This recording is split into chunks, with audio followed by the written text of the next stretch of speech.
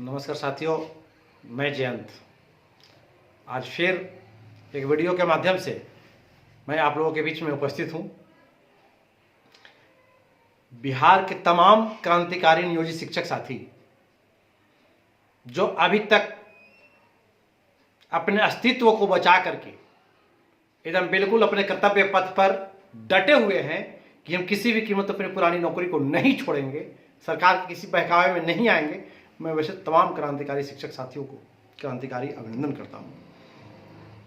साथियों, लगातार हम लोग वीडियो के माध्यम से आपके बीच अपनी बातों को रख रहे हैं, तो मैं सबसे पहले आपसे निवेदन करूंगा कि आप प्रत्येक वीडियो की तरह इस वीडियो को भी अधिक से अधिक शेयर करेंगे, सब्सक्राइब करेंगे और अपने एक एक नियोजित शिक्षक साथी यानी बिहार के कोने कोने तक 534 प्रखंड के कोने कोने तक वीडियो को भेजने का काम करेंगे, ताकि अभी जो एक टीम बना हुआ है शिक्षकों को तरह तरह का प्रोपेगेंडा फैला करके गुमराह करने का।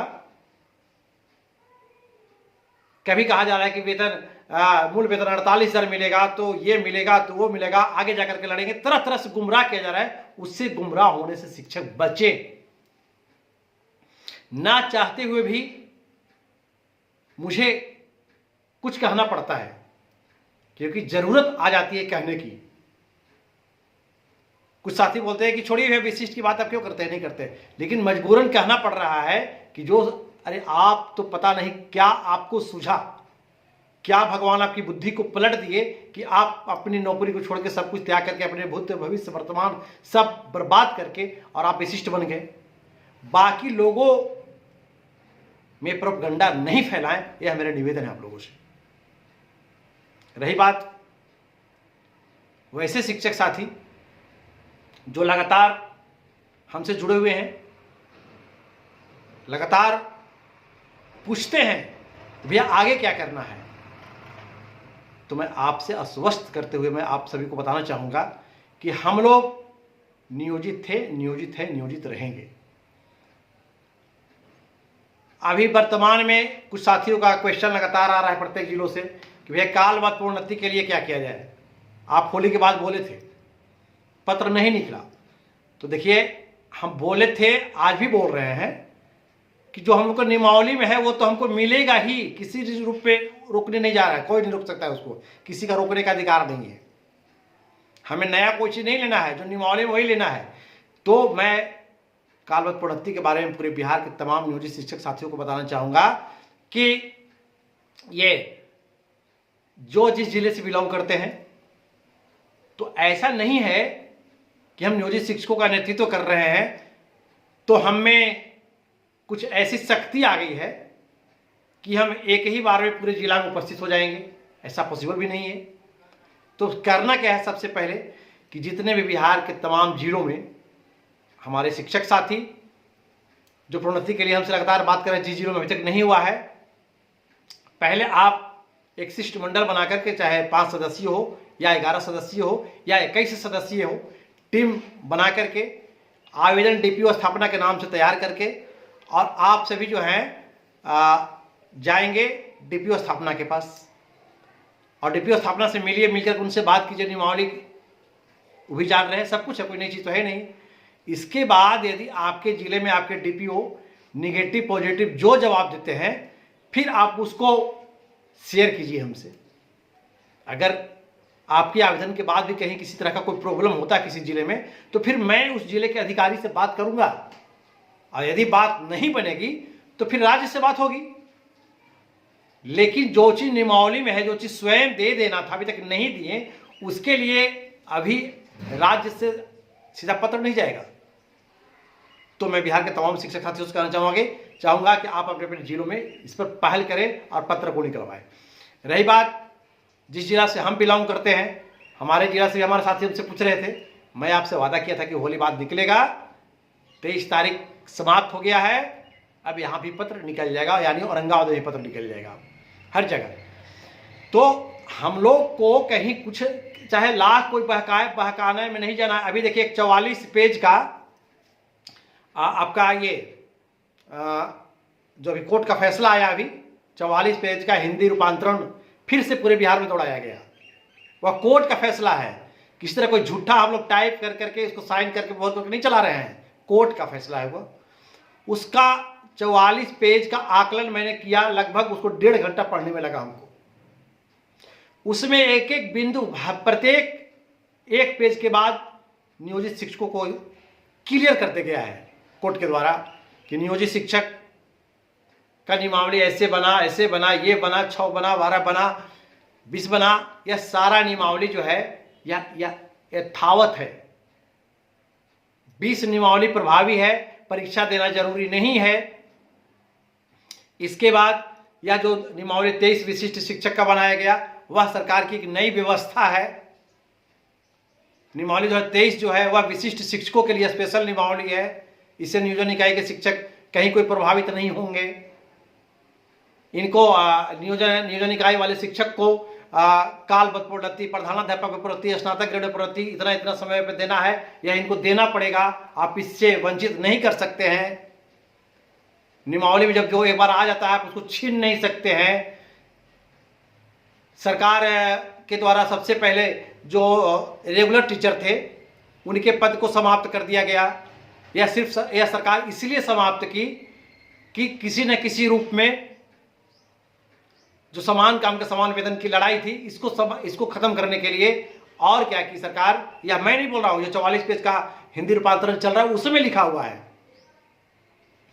कि अब जो है सरकार चाहती है कि यह जो बचे हुए 20,000, 22,000, 25,000 जो बचे हुए हैं, कौन, नियमित शिक्षक, यह 1-2 साल में रिटायर कर जाएंगे, 4 साल में रिटायर कर जाएंगे।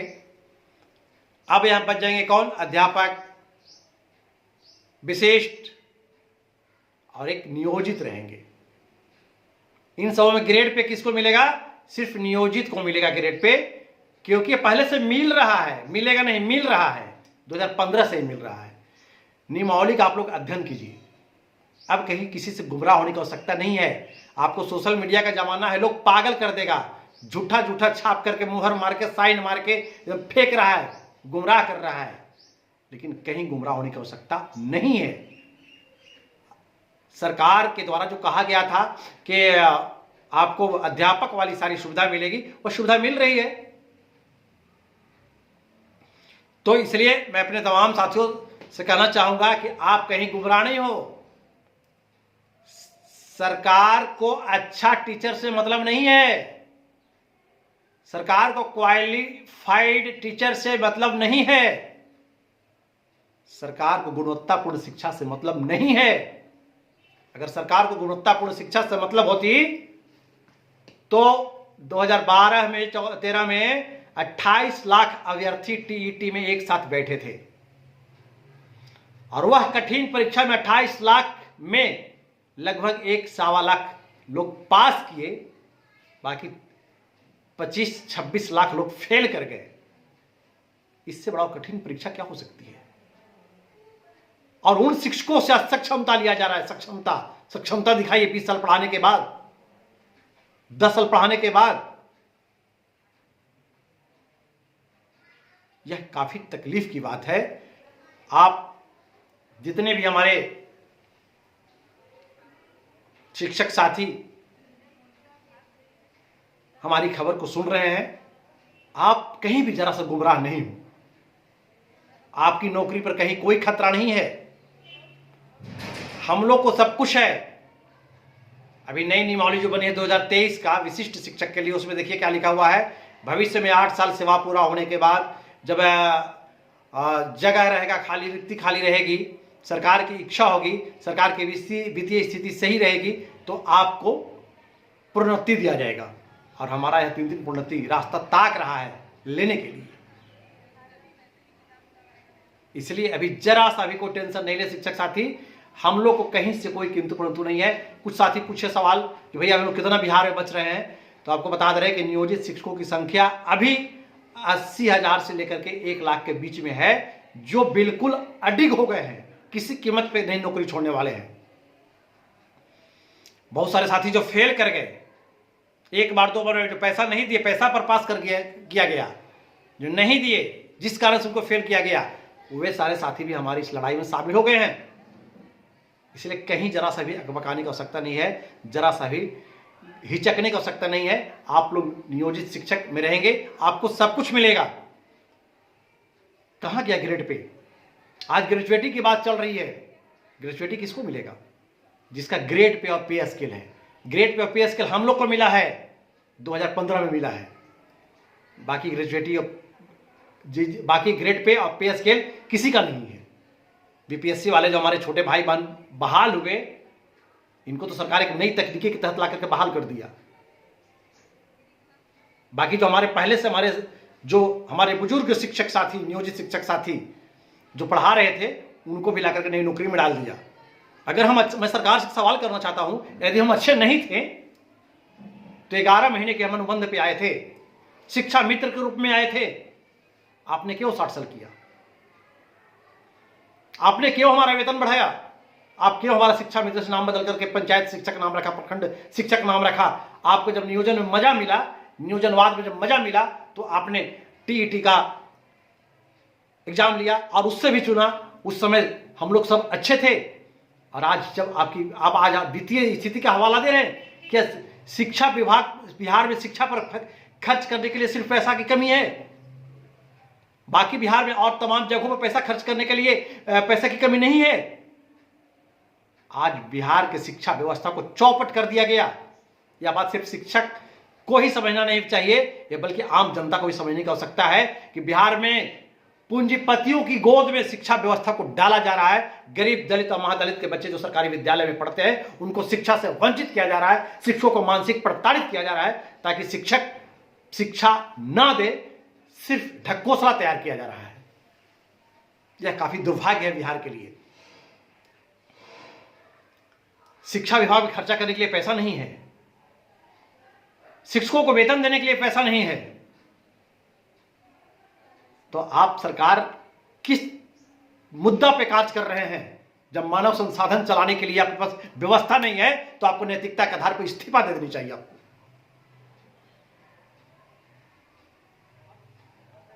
जहां के शिक्षक को दिन रात प्रताड़ित किया जाता हो, जहां की विद्यालय व्यवस्था को दुकान बना दिया गया हो, शिक्षक से अन्यत्र हजारों काम करवाए जा रहे हो, शिक्षक को पढ़ाई के मुद्दे से हटा दिया जा रहा हो, शिक्षक को सिर्फ टॉर्चर किया जा रहा हो, वहां की शिक्षा की परिकल्पना कैसी हो सकती है?